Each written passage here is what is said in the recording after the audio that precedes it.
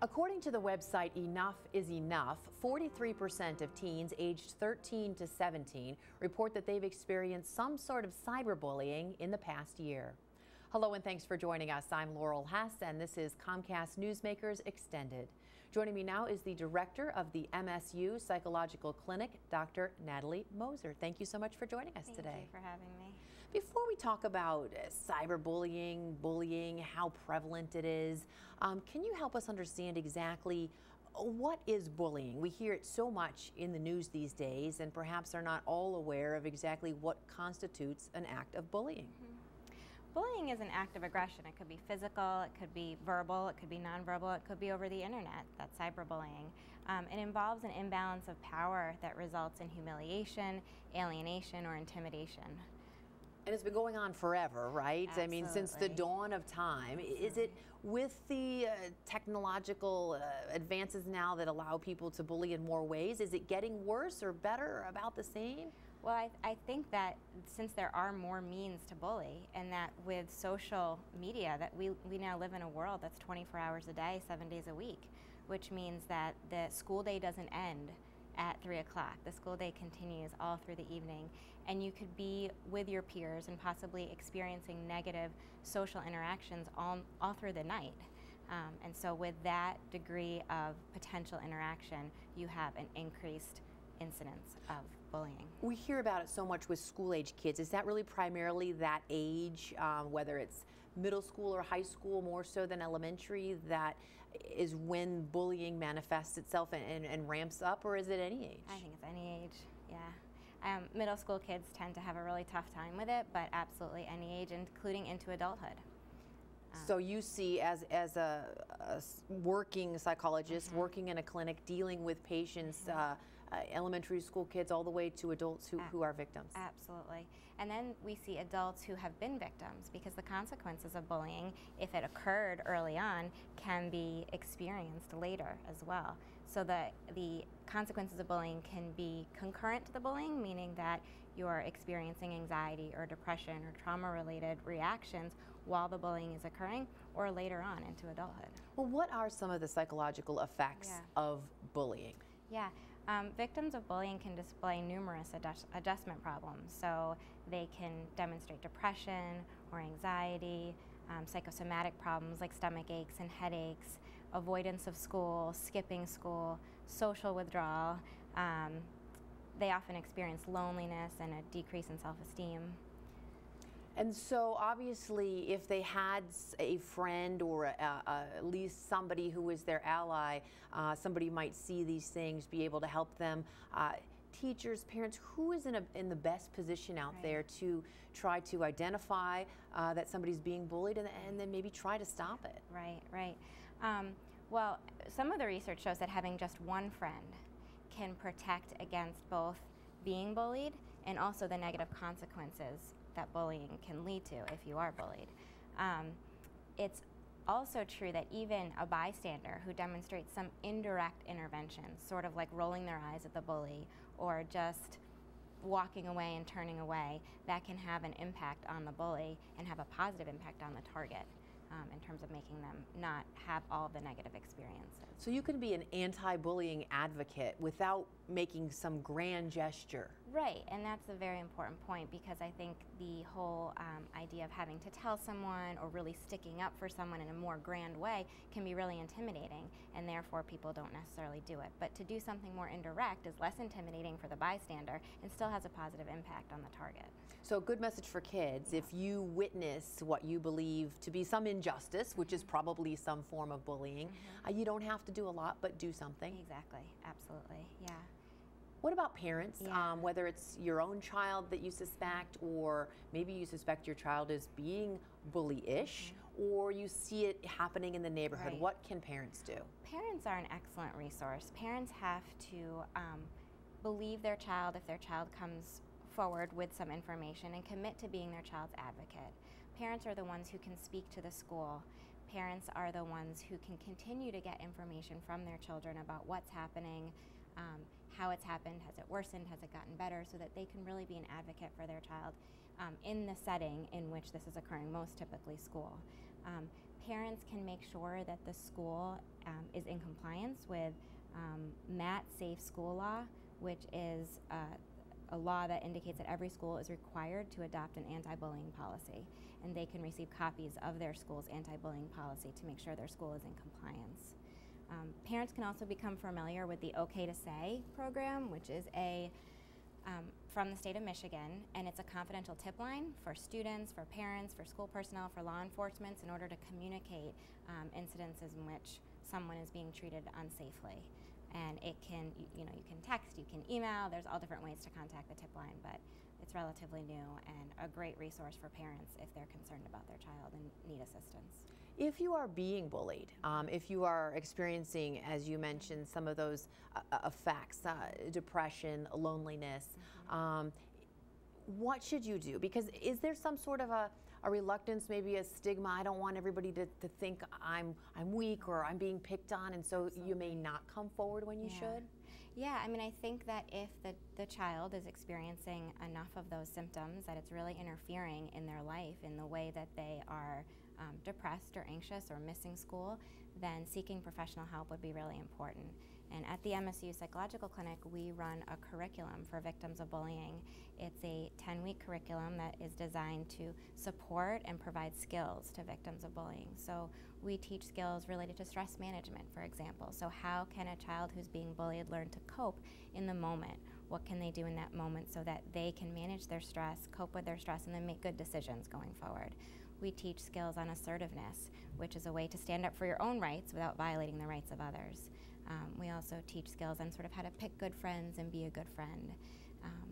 And we do one session for parents alone so they can understand how best to support their child during this time. It sounds like a great curriculum for any teenager, not necessarily just victims of bullies. Absolutely, and in fact we broadened sort of the audience that we're trying to bring into the group to say that if you've experienced stress in your social relationships, which like you said, almost any teenager has, then it is a good program because learning how to manage that stress, learning how to cope, and moving forward, being able to do what you need to be doing as a teenager and you want to be doing is really important. What about addressing the bullies? Are there programs, people, how do we try to stop some of the bullying from the bullies' perspective? Yep, really good question. Most of the programs actually do just that. In fact, supporting the victims in the way that we are doing at the MSU Psychological Clinic is more rare. But most of the programs attempt to work with the bullies and prevent bullying. And a lot of this is based on school culture and sort of changing the culture of the school and sort of making bullying not cool. And coming up with ways for bystanders to report and for bullies to be held responsible and accountable for their behavior. And then real quick, because you did talk about bullying, now there's more opportunities to do it after that sort of school day with cyberbullying. Obviously that's more than, pushing somebody in line and stealing their lunch money, right? What is the definition of cyberbullying? Right, well, cyberbullying adds a whole different dimension because, like I said, it causes sort of constant concern because we're always accessible to the internet and to the means in which people could be bullied from that fashion. It's anxiety provoking because it has the potential, the bully has the potential to be anonymous. And so if they can conceal their identity, then they may feel more leeway to engage in even more inappropriate behaviors. Sure. Harder to track down, harder to stop and get a handle on. Exactly. All right, thank you so much. Thank you. Thank you. Coming up next, is your child safe on social media? Don't go away, we'll be right back.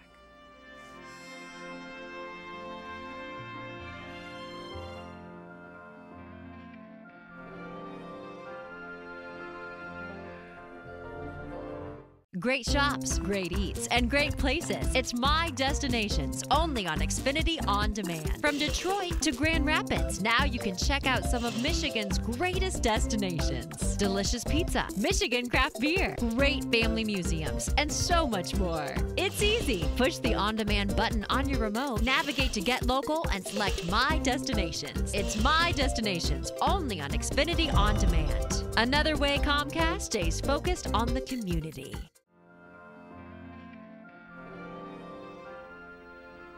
According to statistics published by netlingo.com, 71% of teenagers between the ages of 13 and 17 have received messages on social networking sites from strangers. And with about 76% of parents having no rules in place for their kids when it comes to using the computer, the chances of your child running into a predator can be quite real. Welcome back. Joining me now to talk about how to stay safe when using social networking sites is the Director of Technology Management and Budget for the state of Michigan, David Behan. Thank you so much for joining us today. Thanks for having me. I appreciate it. There's got to be so many tips out there depending on whether you're talking about a computer, keep it centrally located so mom and dad can see what you're doing, to smartphones that we're giving our teenagers and tweens at younger and younger ages. What are sort of the basics, rules that parents should have when it comes to handing over technology to their children? Yeah, so I mean, it's a great question, you know. And you brought up how there was the old rules of the computer, you know, make sure everyone can see the screen. Who uses a computer anymore? Exactly, right? These social media, the smart device that everyone has, and the social media applications and the social media world, you know, it's a very positive thing. I mean, I think, you know, everyone's using it in their daily lives. And so how do we become conscious of what we're doing with those? And that's where I think there's some basic things that kids need to be able to do and the parents need to be able to check on to make sure that they're safe when it comes to social networking. Some of those things are, for example, the one I have 3 beautiful kids. Isabel's 13, Josh is 11, and Olivia is 9. And I always tell them, you know, with social media tools, you know, what you put out there, it's permanent.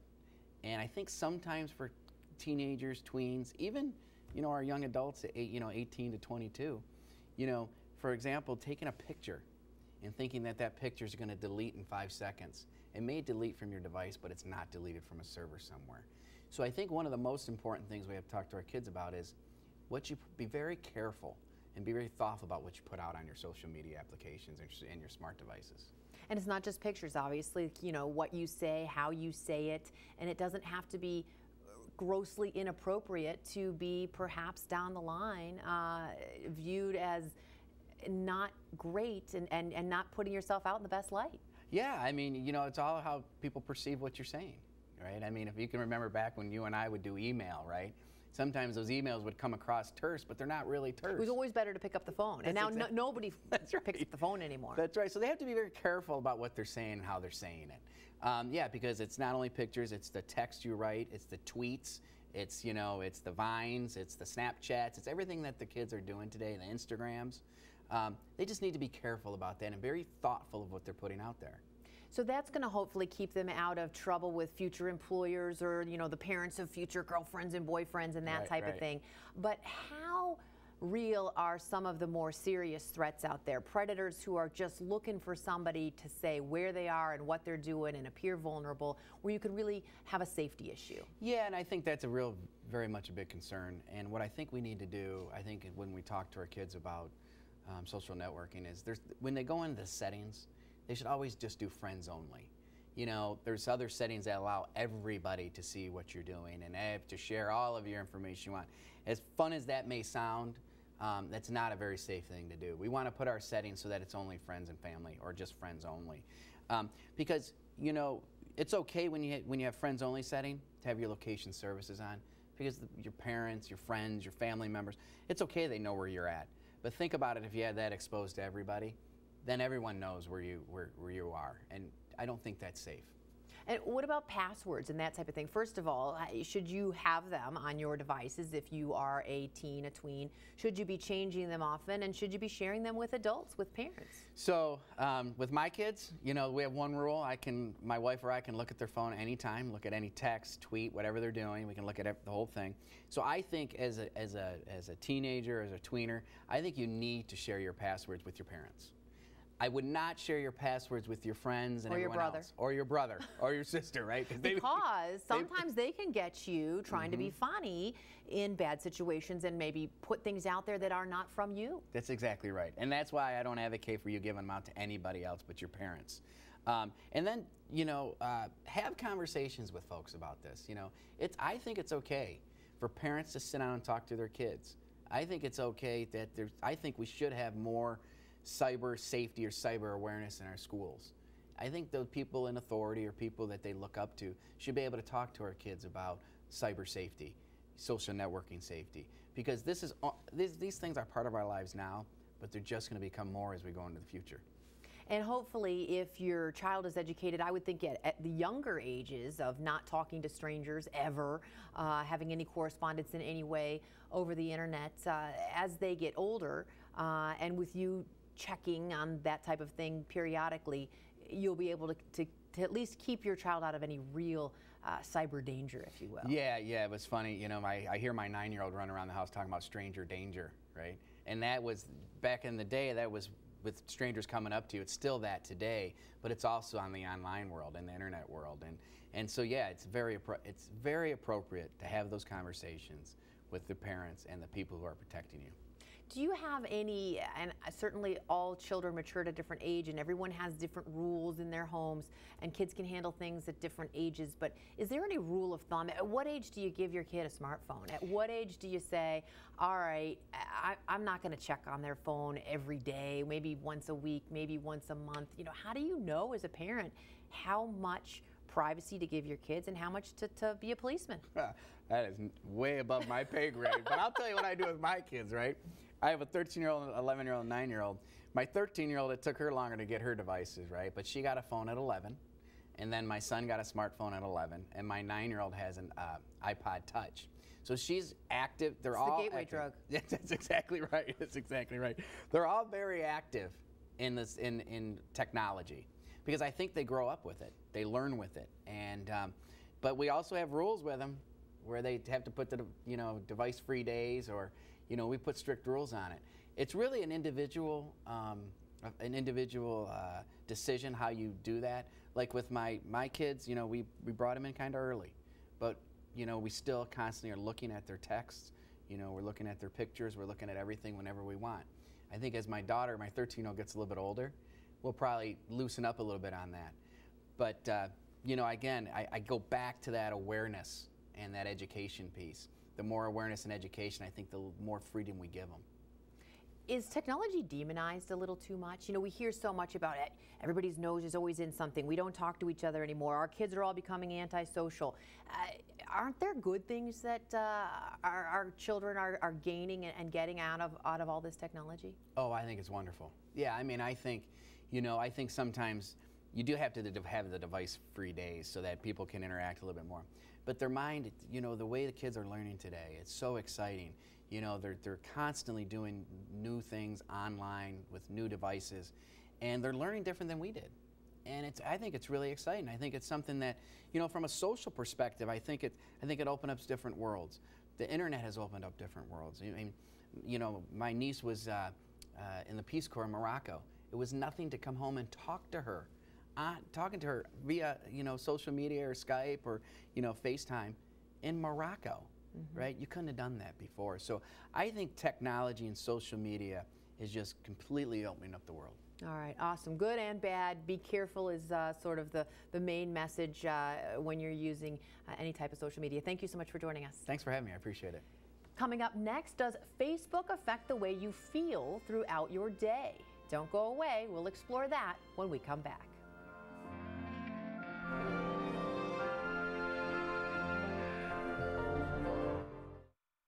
Great shops, great eats, and great places. It's My Destinations, only on Xfinity On Demand. From Detroit to Grand Rapids, now you can check out some of Michigan's greatest destinations. Delicious pizza, Michigan craft beer, great family museums, and so much more. It's easy. Push the On Demand button on your remote, navigate to Get Local, and select My Destinations. It's My Destinations, only on Xfinity On Demand. Another way Comcast stays focused on the community.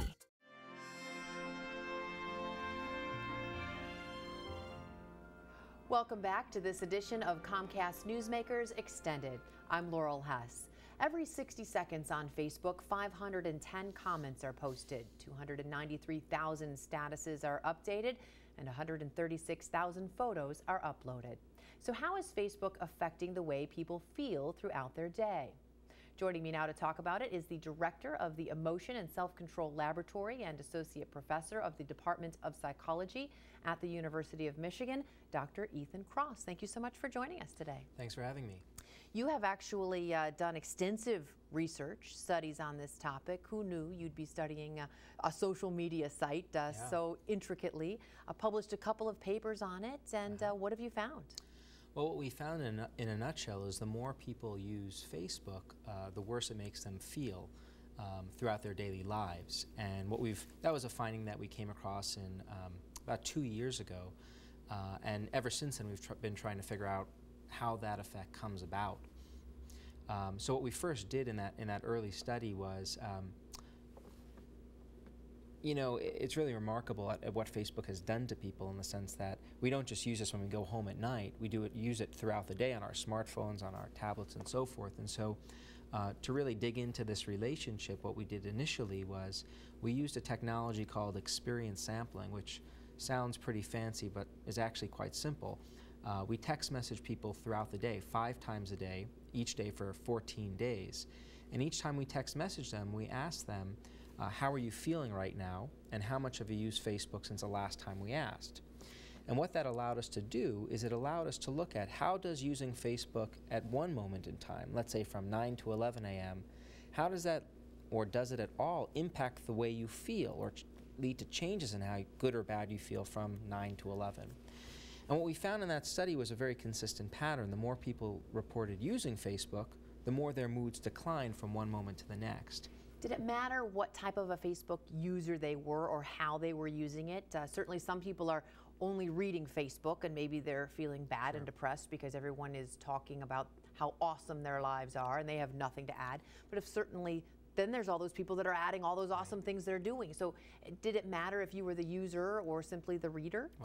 Well, you sound like our reviewers. When we submit a paper, we get people to review it. I mean, that was exactly the question that it raised, is here's this relationship, what's driving it? And so what we then did is follow-up research to really try to figure out what are the mechanisms that underlie this apparent negative relationship between Facebook and how good you feel. And so going into this more recent line of work, what we did is we distinguished between 2 ways of using Facebook. So people have conceptualized Facebook use in 2 camps. You can use it actively, which is really about producing information. So chatting, hey, how's it going? How's your day been? Communicating information with others, posting information. Then the other way you can use it is passively, which is really about consuming information. Or as a student recently told me, trolling. So simply monitoring what is going on other people's news feeds and what comes up on your own. And what we wanted to see is, well, maybe the negative effects of Facebook are linked with only one kind of Facebook usage, in particular, this kind of passive form of Facebook usage. And the reason for that is, if you look at what kinds of material people tend to post on Facebook, it tends to be good stuff. So we have this ability to curate our self-image on this technology in ways that we don't have in daily life. I rarely wear a tie. I put one on for our conversation today, and guess what? I spilled something on it. Can't do anything about it right now. But if I was posting this picture to Facebook, I could very easily Photoshop that blemish on my tie. So we can curate how we appear and make ourselves always appear quite nice, always post the good things. And the logic going into this is that if you constantly expose yourself and think about how well other people's lives are going, wow, they look great, they're having fun, they're on vacation. 50 years of social psychological research make a very clear prediction of what that should do to you. It should lead you to feel worse. And that's exactly what we found in our more recent research. Now the other question is, well, what about actively using Facebook? What does that do for people? Lots of people have speculated that this might enhance social connection, lead us to maintain ties that we might have let languish in the past. We looked at whether it improves the way people feel, and we actually find that there's no relationship between active Facebook usage and how people feel from one moment to the next. So they don't necessarily feel worse, correctly, but they're not feeling any different. That's right. It's completely benign. And one of the other interesting things we found is, let me ask you, how do you think people use Facebook more in their daily lives? Do you think they use it more actively or more passively? I would think more passively. And you're right. People are significantly more likely to use Facebook passively than they are actively. So should we all get rid of our Facebook accounts based on this research? I think that would be absolutely the wrong message. So I'm glad you raised it. What we're interested in doing is identifying how this relatively new form of human social interaction, like human beings have been interacting with each other for a very long time, since the dawn of humanity. What we've seen happen in the last 10 years is a fundamental shift in how we interact, and that's really interesting to us as researchers. Now, social networks are here to stay, and what we see as the real challenge is to identify the helpful versus harmful ways of interacting with this technology. So in our work, we've identified one way of interacting with it that may not lead people to feel very well. We know that actively using it doesn't have any implications for how you feel, and it's furthermore possible that there are other ways of interacting with this technology that might even be helpful. Well, were there any outliers? Were there some people who only gained information, or everybody has one or two crazy narcissistic Facebook friends who post 4 times a day, every day, about every awesome thing in their life? Certainly they're getting something out of this technology. Well, they are. Interesting that you bring up narcissism. There is data showing that if you continually look at your own Facebook posts. People don't do that, do they? Well, not in our study, but it does make you feel good. And why might that be? What kinds of images are you putting up there? Right? You're talking about the great vacations and the great moments. And so it's a reminder, it's a photo reel or a film reel of the highlights of your life. And looking at that can be really good. Looking at other people's highlight reel can be not so good for how you feel. So right there, we're already beginning to really isolate or provide people with a blueprint of sorts for how different forms of navigating this network may actually influence your emotional life. So with just a minute or two left, what should we take away? If we're not supposed to stop using Facebook, what should we all be doing, Facebook users, to perhaps help not feel so bad about ourselves? Well, I think one take-home point from our study is use it more actively than passively. Try to minimize the time you spend trolling, if you will, checking up on that person and all the stuff that's happened to them recently, and instead use it more actively. Engage other people in conversation and chatting and so forth. Our research suggests very directly that if you make that shift from less passive to more active forms of usage, that should have an impact on how you feel in a positive manner. All right, very, very interesting. Thank you so much for joining us today. Fascinating, and I'm sure it's not just all about Facebook. I know that's what your study was on, but social media in general, big effect, good or bad, on our lives every day. Thanks again. Thanks for having me. I'd like to thank all of our guests today for joining me on this edition of Comcast Newsmakers Extended, and thank you as well for watching.